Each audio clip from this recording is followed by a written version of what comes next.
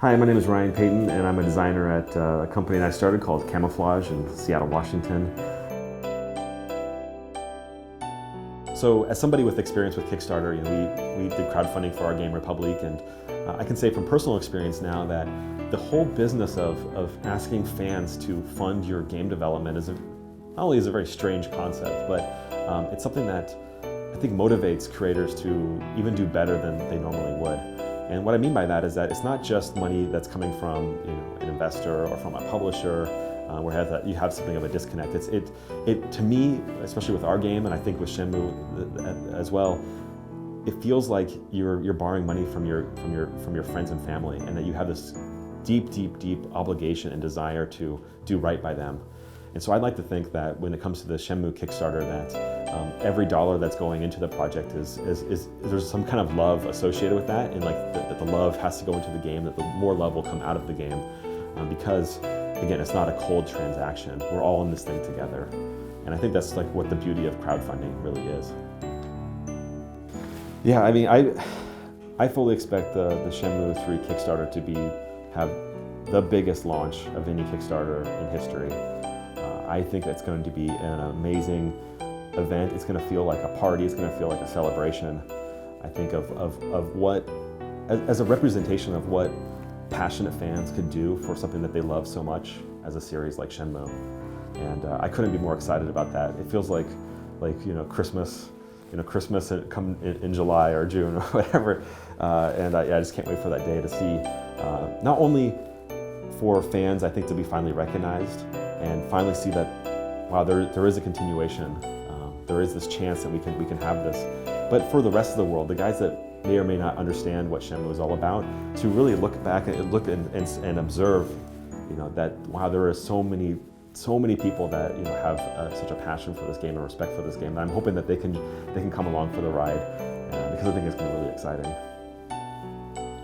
I think crowdfunding is definitely a hint in terms of the future, allowing fans to take control of the things that they love. And I think I can't think of a better representation of the fans, of video game fans finally getting what they've always been asking for, and that is a sequel to Shenmue. I mean, even like 4 years ago, even this kind of discussion would have been, I think, laughed at. But now is the time. Now it's the right time to bring this franchise back to life, via the fans, via Kickstarter.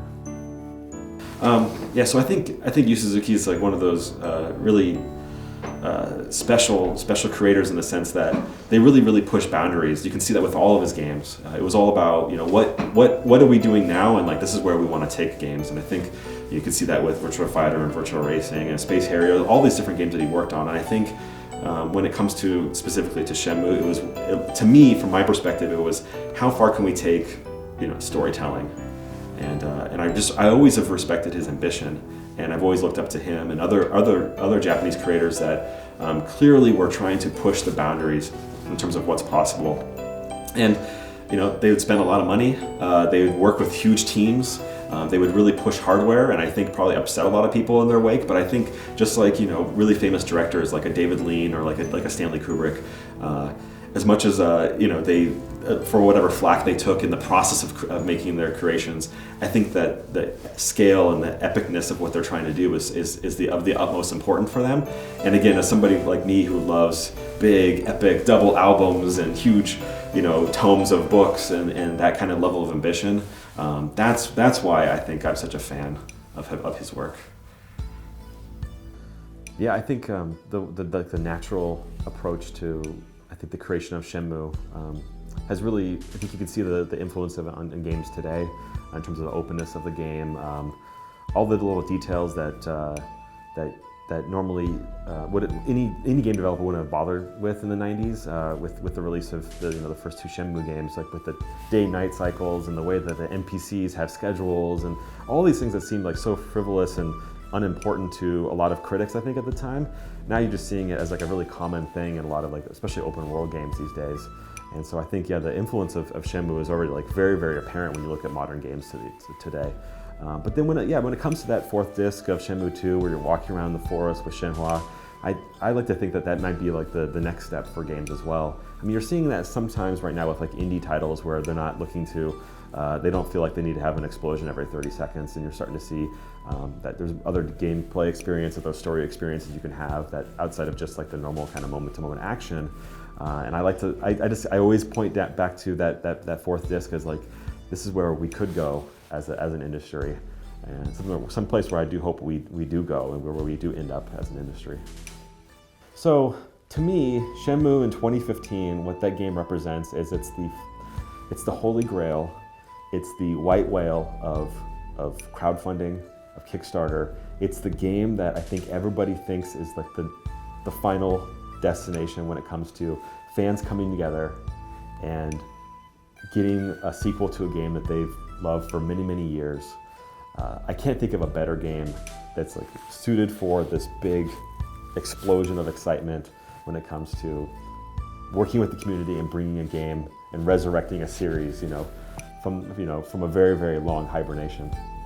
And so to me, I just get goosebumps thinking about, going back into that world and seeing where the story is going to continue, because a lot of people who aren't familiar with Shenmue don't really understand the absolute trauma, like the traumatic, painful existence of what we all have for so many years, like wanting to know where the story's headed.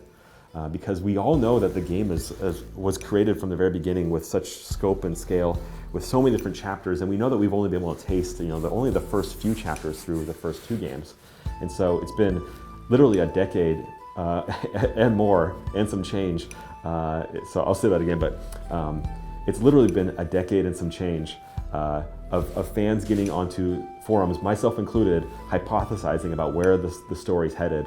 And it's been such an excruciating experience that I just get really, really excited thinking about, wow, we might be able to return to this world and see what the next step for Ryo is going to be as a character.